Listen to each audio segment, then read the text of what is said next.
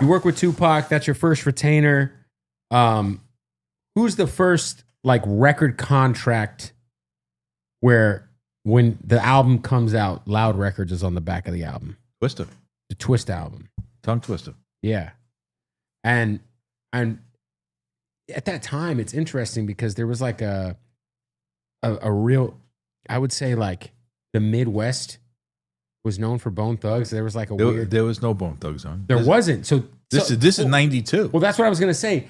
It's funny because I feel like people get it fucked up because there was that like weird like rivalry between Twista and Bone, but it was like Twista was before Bone. Way before Bone. And I mean, to me, it was Twista and Common. Yeah. Resurrections. But they weren't, I don't think they were competitive with each other. Common was very different too. I mean, they were both out of Chicago. And Common sonically was hella different. Yeah. And right around the same time. Yeah. Now, Resurrection's one of my favorite albums. Damn, so you go from Twista and then it's the Licks? Then it's a group called Madcap. Okay. Out of Pasadena. And then the Licks. And then Wu. What was, and then E Swift was He was with me. He was with me when RZA just showed up out of nowhere. We were in New York getting ready for something. Breakdown, because, you know, obviously we just went to the Wu-Tang's Final Chapter tour, which was so amazingly sequenced. They did such a good job putting that show together. Because I was like, damn, 2 hours. There's so much records to do. They did such a good job. They come the beginning of that show, melt your face off. Yeah. You hear this music. It's unlike anything else, right? There's still nothing that has ever sounded like 36 Chambers. At that time, there's nothing that's like it. What was your initial, like, did you have to be sold on it? Or was I didn't have to be sold on it. Trevor Williams, he would end up doing college radio for us, found it, gave it to me, and I was like, what is Protect it? Your Neck. Protect Your Neck. Yeah. I'm like, there's no hook. He goes, the shit's fire. I called Jason Staten out of whatever, he was out of like Flint, Michigan. Right. And it's lighting up the phones like crazy. And so I was like, all right, cool. I'm trying to get in touch with RZA. He was Prince Rakim at the time, and he's not picking up the phone. There's no answering machine. And then I'm in New York for my 31st birthday. I think we were having an album release party for Madcap, and they just showed up. And I was introducing. E Swift was up there. I was introducing everybody at RCA. Crazy. And then Wu-Tang shows up. Do they have the, like, what's the aura of like that like late, like, I guess time period of like, do they feel like, oh shit, there's like 9 dudes and they're like how are they moving? Like there's 9. Again, I'm in a guest office at RCA. Probably more than 9, by the way, because it's not just like they're just coming with the 9. There's it was the group. Oh, okay. It's like we played the record and they performed the record like in a guest office. Somebody comes to this day. Me and RZA joke about it all the time. Did you set me up, or was that somebody from the mailroom that I've never seen ever again? Some guy, in a mailroom outfit comes barging. He says, "That's that shit." Punches his hand like, "That's that shit." Stormed out. I've never seen this guy ever again. That's crazy. And they came to the Madcap party. They took over the party in New York. And I was like, I just got to do whatever it takes to get them. So when RZA said, we want to do these solo records, I went through something like this with New Edition. When Ralph wanted to leave everything else like that. And I was like, this is perfect. Like, I'll get the group. The group is always bigger than the whole. Right. And even if you're Michael Jackson, like when the Jacksons went on tour after the Thriller album, that tour was still bigger than a Michael Jackson tour. Right. So I was like, I'll take the group.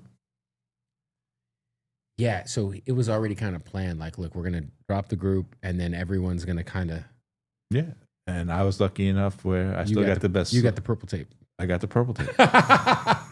Yeah, for sure. What was the thoughts running through your head the first time you heard the torture skit on 36 Chambers? I never laughed so hard in my life. Because that shit is wild. And I know it by heart. Yeah. And it was like one of those things where if I was in the car or I was with my parents, I just couldn't play that shit loud. Because I can't have them here, talking about hanging motherfuckers by their dick off a third-story building or whatever. So you laughed. Yeah. What? I can only imagine what that studio session was like, where these guys are just trying to one-up each other on some crazy. You can even hear them laughing. And Yeah. I wasn't in the studio. Nah, but that's so you laughed. I just you always hear like back then I'm sure like especially during that time period, I feel like a lot more labels were like a little more like cautious. A lot more cautious. Even radio was a lot cautious. Like they were like, we had to explain to them what the Method Man record meant because they thought it was probably meth. Well, not only did they thought it was meth, they saw something about I'm gonna stick it. They thought he was talking about it. He was gonna stick somebody up and just like right. Crazy. Was for you you end up with the Purple Tape. I think early on a lot of people probably coming out of 36 Chambers, Cream is the biggest record on that album probably, right? If you had to pick one in terms of like commercial success, etc. But Method Man to me comes out of that album feeling like he's star. He's the Snoop of the East Coast. Right.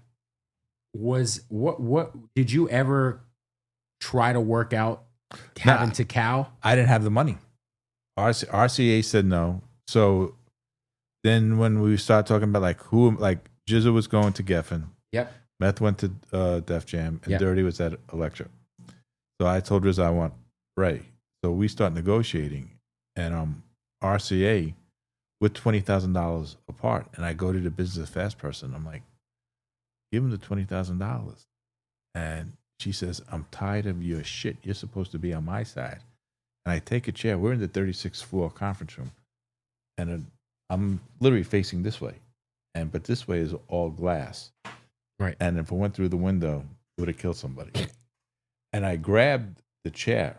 Like while I was a lefty, I grabbed it with this. And then I turned around and I threw it through the glass door. And I was just like, we're talking about $20,000 to get this deal done. Yeah. And not $20,000 to pay for the album. We were $20,000 apart. But $20,000 apart to get the Yeah. But the relationship that me and RZA had, like we're supposed to be negotiating against each other. But I was like, from day one, we were always with each other. Let's figure this out. We were always aligned. And then the cops came, they arrested me. At the RCA offices. At the RCA offices. I got out immediately. Like, they gave me a fine, no bail, right?